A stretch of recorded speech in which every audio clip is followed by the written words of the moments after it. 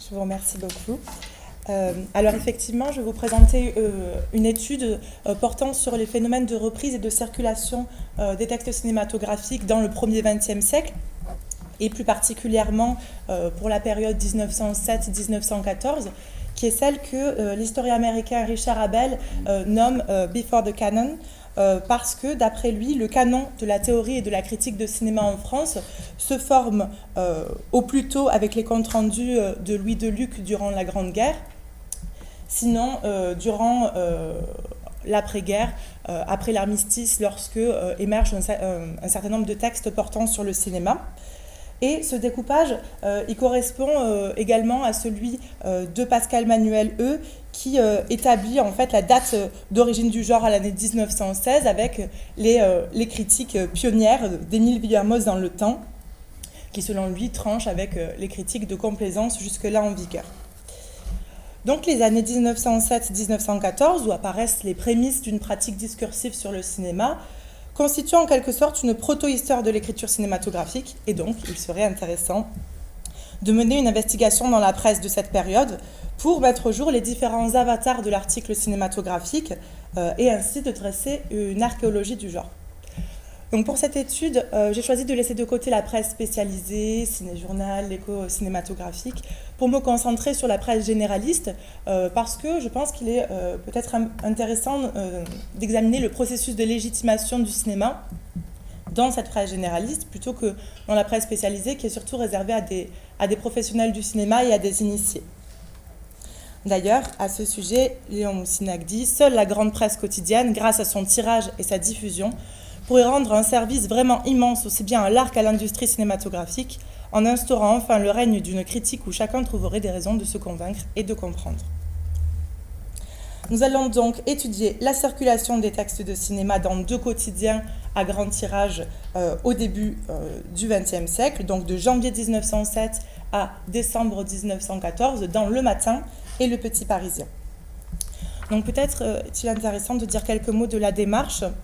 Donc il va de soi que réaliser manuellement, en dépouillant minutieusement chaque exemplaire, la comparaison de ces deux quotidiens serait extrêmement chronophage et fastidieuse. Par ailleurs, en lisant tous les articles qui constituent le corpus, il nous serait difficile de repérer efficacement les republications parce que nous le verrons, certains articles sont republiés plusieurs mois ou même plusieurs années après. Il serait également complexe d'utiliser exclusivement les outils proposés par la Bibliothèque nationale de France, parce que si ces outils sont très utiles lorsque l'on sait ce que l'on cherche, c'est plus compliqué, comme pour notre cas, lorsque nous ne savons pas quels articles font l'objet d'une republication. Donc cette étude s'appuie sur un outil développé par Pierre-Carl Langlais via le RStudio de Humanum, dont il vous a parlé tout à l'heure. Donc il s'agit d'un script de détection de viralité, susceptible d'identifier les textes qui ont le plus de structures de mots consécutifs identiques, donc ce que l'on appelle les n-grammes, une suite de n mots. Et puis, donc, de les comparer pour voir s'ils sont bien similaires. Nous avons donc demandé à l'ordinateur de repérer tous les articles mentionnant les radicaux cinéma, avec ou sans accent, ce qui inclut aussi tous les composés et les dérivés comme cinématographe, cinématographiste, cinématographique. Et donc, dans ces articles mentionnant ces radicaux, nous allons voir, en fait, lesquels font l'objet d'une publication à la fois dans Le Matin et dans Le Petit Parisien, pour notre période. Et puis, j'ai travaillé à la main, ensuite, pour compléter cette étude avec les outils de la BNF. Donc, plusieurs questions se posent. La première, c'est une question statistique. Combien d'articles, en fait, sont republiés d'un journal à l'autre? Quelle part du journalisme de cinéma cela représente? Mais aussi, quels sont ces textes viraux? Est-ce qu'il s'agit de discours sur le cinéma, de menus, d'annonces, de réclames? Et s'il s'agit de réclames, par qui est-elle insérée? Comment cela fonctionne? Et plus généralement, quel est le rôle de la viralité dans la formation, la standardisation et la pérennisation d'un espace dédié au cinéma? Nous essaierons de voir aussi quel est le sens de circulation, qui copie qui. Donc, tout d'abord, nous tenterons de mesurer l'ampleur du phénomène dans la presse du début du XXe siècle grâce à cette analyse automatisée. Puis, nous examinerons plus en détail les résultats obtenus et interrogerons la nature de ces textes viraux. Puis, nous terminerons avec quelques perspectives pour la suite. Donc, l'outil de détection de viralité nous permet de générer un tableau donc, que je vais vous montrer. Le voici. Dans ce tableau, comme vous pouvez le voir, nous avons un certain nombre d'informations. Donc vous avez d'abord le taux en fait, d'alignement des résultats, le nombre de n-grammes communs. Ensuite, vous avez le titre du journal avec la date, donc le premier journal. Et puis ensuite, ici, la page, l'identifiant du bloc de texte, et puis le second journal, avec aussi la date de publication, la page, et puis ensuite, un peu plus loin, le texte reproduit, excusez-moi, on n'y va pas très bien, sans les majuscules.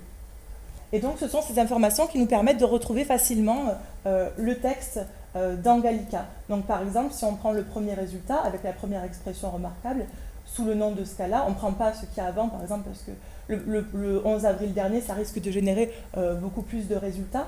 Donc, si l'on prend ce premier résultat et qu'on le met dans Retro News, nous nous apercevons que nous avons effectivement nos deux résultats du Matin et du Petit Parisien, mais qu'il y a aussi 7 autres résultats dans le Figaro, l'Écho de Paris, le Journal, le Gaulois. Donc, c'est de cette manière que nous allons repérer les republications. Donc, appliqué à notre corpus, pour la période 1907-1914, l'analyse de viralité produit 6498 résultats. Et on remarque que le nombre d'articles republiés augmente considérablement en 1910, puisqu'il passe de 567 résultats en 1907 à, en 1910, on est à 1192. Puis se stabilise avant de chuter en 1914 avec l'entrée en guerre qui correspond vraiment à un moment où le discours sur le cinéma s'interrompt ainsi que la production de films.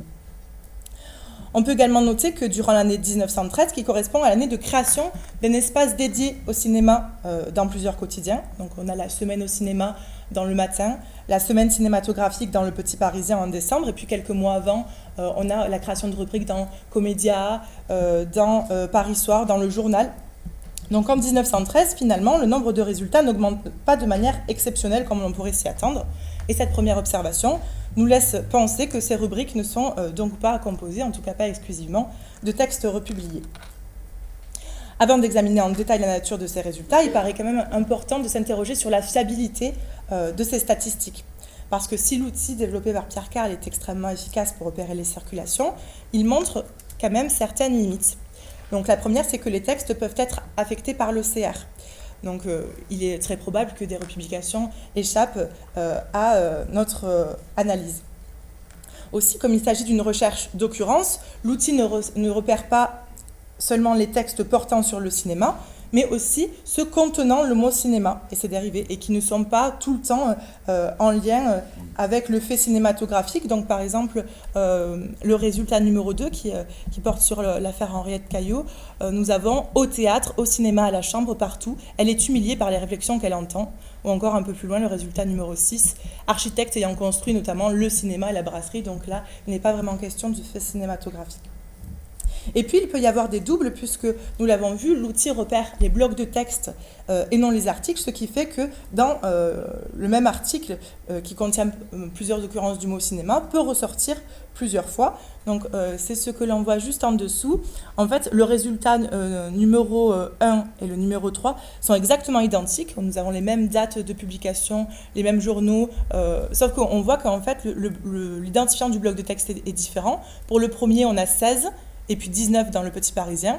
Et pour le troisième, on a 17 et 20 dans le Petit Parisien. Donc en fait, c'est simplement la suite d'un article. Donc qu'on ne peut pas comptabiliser dans ces statistiques.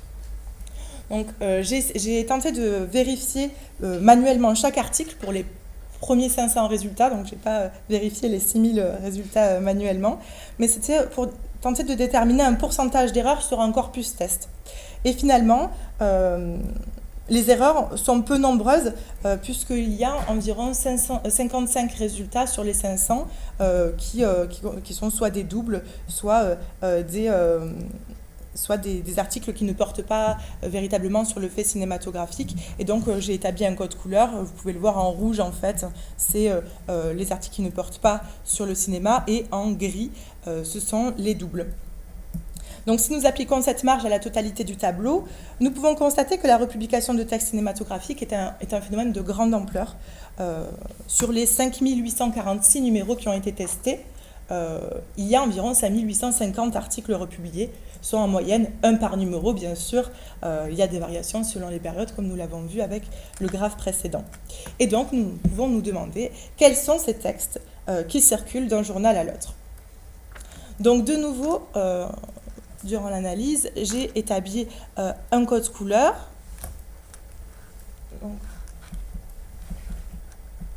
C'est un peu compliqué avec l'extension d'écran. Donc, on le voit là sur le côté.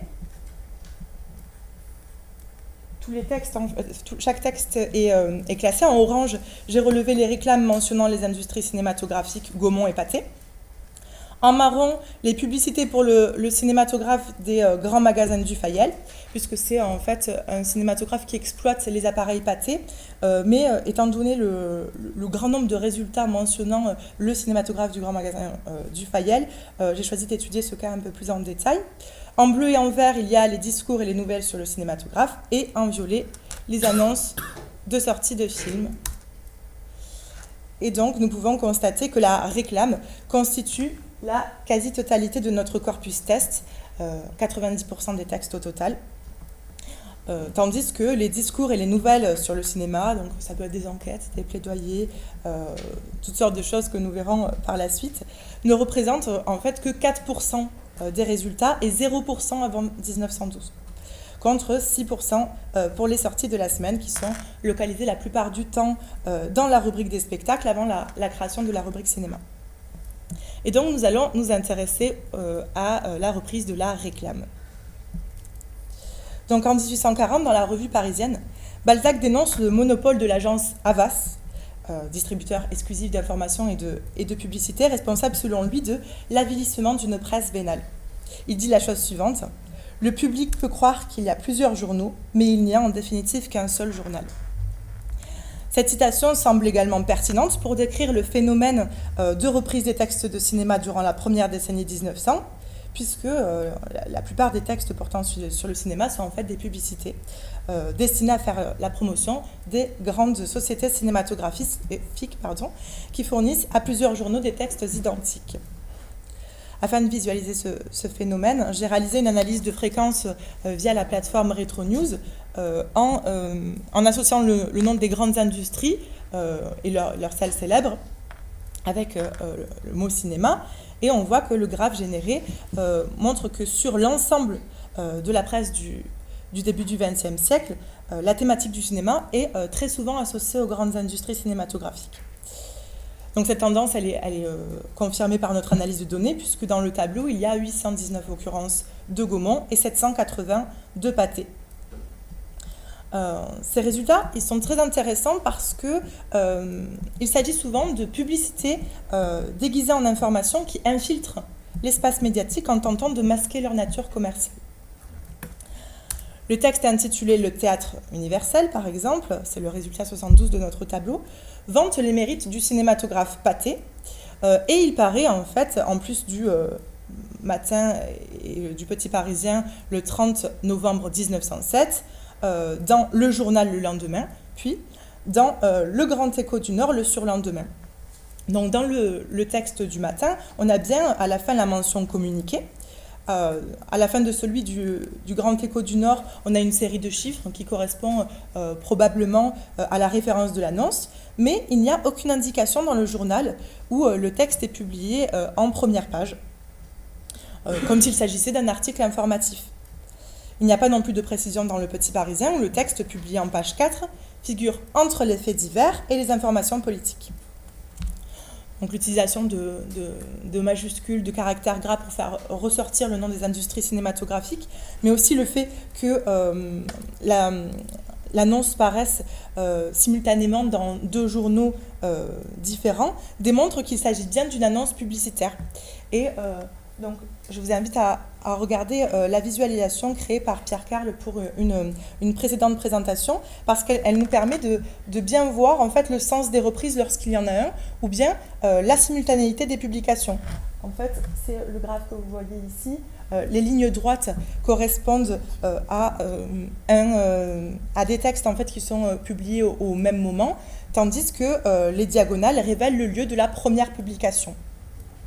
On peut supposer donc que les lignes droites sont ces textes publicitaires envoyés par l'industrie cinématographique, mais pour les diagonales, il y a moins de certitude parce que ça peut être aussi bien des discours sur le cinéma qui sont publiés à plusieurs mois ou années d'écart, ou encore des publicités recyclées, comme c'est souvent le cas de celles pour le cinématographe des grands magasins du Fayel. Donc, nous avons fait un sort particulier à ce cinématographe parce qu'on a 53% des résultats de notre corpus test qui concernent le cinématographe des grands magasins du Fayel. Et dans notre corpus, il y a près de 10 000 occurrences du Fayel. Donc, il nous semblait intéressant d'examiner plus précisément ces articles. Donc, les grands magasins du Fayel, c'est un temple de la consommation, ouvert en 1856, puis repris par Georges Dufayel. Il y a un théâtre, un jardin d'hiver, un salon de lecture, même une piste cyclable et bien sûr un cinématographe. Donc, à partir de 1901, nous pouvons voir dans la presse de nombreuses publicités pour le cinématographe des magasins du Fayel, où on retrouve en fait les mêmes textes promotionnels qui reviennent. Donc les articles sont republiés dans différents titres de presse pendant plusieurs mois consécutifs, souvent à date fixe ou parfois avec plusieurs années d'écart. Et donc, avec ces deux articles, on voit bien, par exemple, pour l'article qui paraît à l'été 1910, pendant les 2 mois de l'été 1910, il y a 100 fois cet article dans 15 quotidiens, donc du 24 avril 1909 au 29 juillet. Et puis, pour la colonne de droite, c'est le cas d'un article qui est publié aussi pendant plusieurs semaines consécutives durant l'automne 1910, puis après, qui est republié à l'automne 1913. De la même manière, on a la reprise de même tournure en fait de phrases dans les différents articles. Donc ce qui est intéressant aussi, c'est que les publicités, elles s'adaptent aux saisons, mais aussi aux grands événements qui sont projetés sur les écrans du cinématographe. Donc par exemple, j'en ai relevé quelques-uns, les vues les plus complètes du circuit de l'Est, donc la course aéronautique organisée par le matin en août 1910, le couronnement du roi George V, le carnaval de Nice. Et puis ensuite, donc ça c'est plutôt pour des articles entiers qui reviennent, puisqu'il s'agit d'événements uniques. Et ensuite, on a des reprises d'expressions ou de tournures de phrases pendant l'été, où en fait la publicité inclut aussi les étrangers et les provinciaux, ce qui n'est pas le cas le reste de l'année.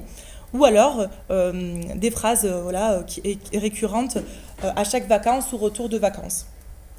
Et donc, j'ai fait une petite visualisation aussi grâce à Retro News. Donc, en rouge et en vert, ce sont les deux événements dont je vous parlais. Donc, on voit qu'ils interviennent respectivement en 1910 et en 1911. Et puis après, pour les Parisiens revenus de villégiature, on a effectivement un pic en 1910, puis un autre en 1913. Pareil pour la saison d'hiver, les mamans vont ramener leurs enfants au cinématographe du Fayel, ou encore les étrangers, les provinciaux doivent comprendre dans leur séjour une visite au cinématographe du Fayel. Donc on retrouve aussi ce procédé chez les grandes compagnies, donc Pathé avec ses salles de cinéma, la cinéma exploitation soucieuse de, donc on retrouve ces formules-là qui reviennent chez Gaumont, le fidèle public du cinéma Gaumont Palace. Ça aussi, ce sont des phrases récurrentes. Et ce phénomène, il s'explique par le fait que ces articles, ils sont communiqués par les industries cinématographiques qui produisent des textes modulables, prêts à l'emploi. Et c'est ce phénomène que Richard Abel, dans Menus for Movieland, décrit comme une pratique similaire aux États-Unis, puisqu'il explique que l'industrie du cinéma met en place des services de dépêche syndiqués visant à produire quotidiennement des textes pour les journaux. et il relève un style particulier caractérisé par la standardisation, la brièveté et la fragmentation. Nous pouvons nous aussi relever des configurations rhétoriques similaires avec les réclames de la compagnie Pathé, qui sont tout le temps construites de la même manière. D'abord, il est question de faire l'éloge du cinématographe en général, son importance, son succès, son universalité, puis d'établir la suprématie du cinématographe Pathé par rapport aux autres, et enfin d'évoquer les sociétés auxquelles la compagnie a cédé l'exploitation. Les réclames insérées par Gaumont mettent quant à elles l'accent sur les programmes parfaits, chaque semaine plus extraordinaires que les précédents, ainsi que sur les attractions sensationnelles et inédites qui les accompagnent. Gaumont s'applique également à décrire les films projetés comme des véritables œuvres d'art, en insistant notamment avec leur proximité avec d'autres formes artistiques. Par exemple, au sujet d'un film qui s'appelle Le Mort-Vivant, qui sort en février 1913, la compagnie affirme qu'il s'agit là non pas d'un film cinématographique ordinaire, mais bien d'une véritable œuvre théâtrale nous rappelant les grands romans d'Alexandre Dumas et de nos meilleurs dramaturges. Et l'article se termine ainsi. Le Mort-Vivant marquera dans l'art cinématographique le début d'une ère nouvelle et fera accourir au Gaumont Palace la foule avide de grands romans d'aventure. Et donc ces rapprochements avec le théâtre et la littérature permettent de légitimer le cinéma et d'attirer les spectateurs nourrissant une prédilection pour les formes artistiques. Donc là, on a un pic en 1911 pour art cinématographique. Et puis, dans l'autre analyse de fréquence, on a essayé une analyse de fréquence avec l'expression « le cinématographe des grands magasins du Fayel, virgule, véritable théâtre ». Et il y a 262 occurrences. De la même manière, dans Le Matin et Le Petit Parisien, il apparaît que les termes les plus fréquemment repris sont des termes, en fait, des adjectifs mélioratifs, avec merveilleux, remarquable, splendide, enthousiasmé, ému.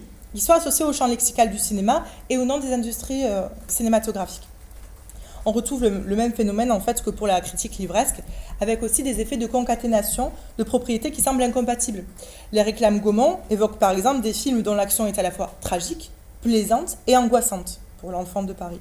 Ou encore des œuvres destinées à la fois aux parents et aux enfants. On a aussi ça chez Dufayel, où petits et grands prennent un égal plaisir, petits et grands viennent en foule. Donc tout cela encore dans le but d'attirer et de séduire un maximum de personnes. Donc si la publicité constitue la plus grande partie de notre corpus, la quasi-totalité, il y a également des discours sur le cinéma qui émergent durant les années précédant la Grande Guerre, notamment avec la formation d'une rubrique régulière. Et lorsqu'ils sont repris, les articles font la plupart du temps l'objet d'une publication différée. Ça sera plutôt les diagonales sur la visualisation que l'on a vue tout à l'heure. Donc les textes concernés, ce sont des enquêtes auprès des personnalités reproduites. On a une enquête de Serge Basset sur le théâtre et le cinéma, de Jean Pellerin sur la mise en film de romans. Des plaidoyers pour le cinéma qui sont aussi republiés, par exemple dans la semaine cinématographique, le 13 mars 14, puis après le 17 juillet dans Le Matin. Donc je me suis demandé quels étaient ces objets. S'agit-il encore une fois de l'industrie cinématographique qui insère des publicités? Donc l'hypothèse, ce serait plutôt que ce serait un journaliste qui vendrait ses textes à plusieurs journaux. Et cette hypothèse, elle se confirme par le fait que nombre de ces articles sont signés par un V minuscule.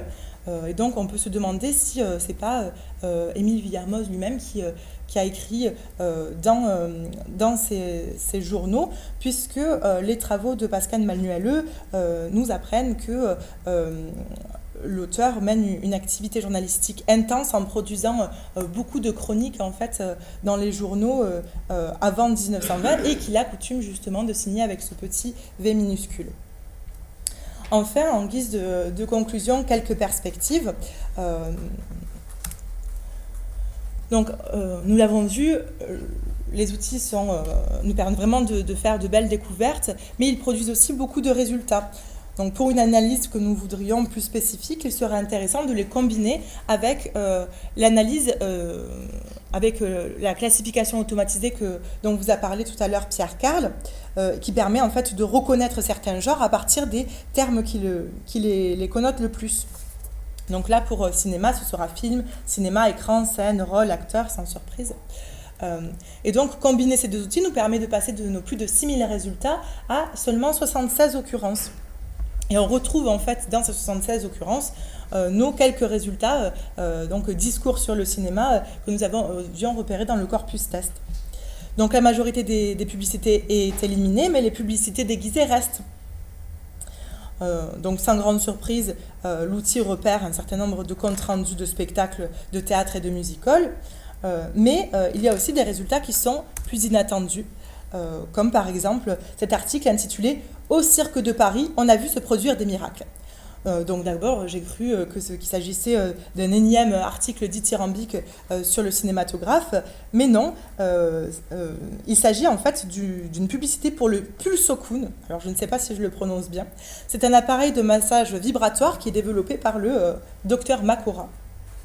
Et donc c'est une réclame déguisée en témoignage d'un Parisien d'abord sceptique et qui évoque tous les miracles produits par cet appareil lors de réunions parisiennes. Hein. Donc j'en ai relevé un court extrait. « Marcher, commande le docteur à un pauvre vieux que nous avions vu 10 minutes auparavant s'élançant clopinant, soutenu par 2 infirmiers. Allez sans crainte, mon avis !» Et le vieillard se risque, fait quelques pas, puis enhardi, fait le tour de la piste au pas accéléré, puis au pas gymnastique, et enfin à cloche-pied, moitié dansant. À côté de lui, c'est une vieille paralysée qui se redresse et jette en l'air ses béquilles. Donc cet article est repéré comme étant du journalisme de cinéma parce qu'il contient les termes écran, hein, sur l'écran, lumineux, défile, scène, ou encore interprète, puisque notre docteur est américain et donc il est assisté d'un interprète. Donc il y a un certain nombre de faux positifs qui sont aussi intéressants parce qu'ils nous permettent en fait de voir la proximité du cinéma avec d'autres genres. On a quand même voulu prendre des nouvelles de notre docteur Makora et on a vu qu'il était condamné finalement quelques années après pour contrefaçon avec son appareil. Donc pas de happy ending pour le docteur Makora. Et enfin, une dernière chose, il serait intéressant, pour voir plus grand et plus loin, d'agrandir notre corpus et d'étendre notre période grâce à la combinaison des outils de Pierre Carl, en faisant par exemple un nouveau coup de sonde un peu plus tard, donc dans la décennie 2030. Donc j'essaie de combiner les deux outils et j'ai pu voir que seulement 43 résultats apparaissaient et qu'il s'agissait exclusivement de publicités déguisées comme celle du Pâté Baby, qui est un projecteur familial amateur, ou encore pour des films produits par Gaumont et Pathé. Donc ce qui nous laisse penser que la véritable critique ne fait peut-être pas l'objet d'une reprise massive d'un journal à l'autre. C'est une hypothèse qui serait utile de vérifier, pourquoi pas avec la signature des grands critiques.